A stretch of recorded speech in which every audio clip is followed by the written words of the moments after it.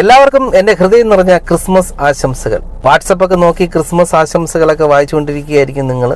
ഇപ്പം നല്ല ഒരു മെസ്സേജുകളൊക്കെ നമ്മൾ വായിച്ചുകൊണ്ടിരിക്കുന്ന ഈ സമയത്ത് നിങ്ങൾക്ക് ഇഷ്ടമില്ലാത്ത രീതിയിൽ നിങ്ങളോട് ഒരാൾ മോശം സംസാരിക്കുകയാണെങ്കിൽ, നിങ്ങളത് ഹർട്ട് ചെയ്തിട്ടുണ്ടെങ്കിൽ നിങ്ങൾക്ക് നിയമപരമായിട്ട് എന്ത് ചെയ്യാൻ പറ്റും? തീർച്ചയായിട്ടും IT ആക്ട് അനുസരിച്ചിട്ട് കേസ് ഫയൽ ചെയ്യാൻ പറ്റും.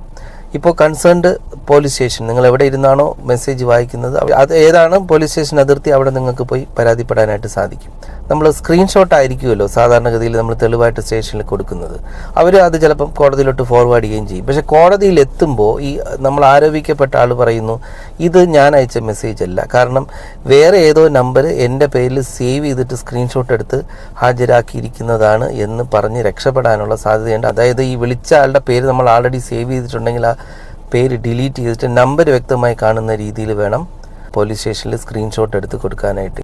എന്നെ ചീത്ത വിളിച്ചാലോ, എന്നെ ഇപ്പോൾ വാട്സപ്പിലൂടെ ചീത്ത വിളിച്ചാലും നേരിട്ട് ചീത്ത വിളിച്ചാലും അല്ലാതെ കമൻറ്റ് വഴി ചീത്ത വിളിച്ചാലും എന്നെ ചൊറിയാൻ വന്നാൽ ഞാൻ കയറി മാന്തും എന്നല്ല മാന്തി പൊളിക്കും.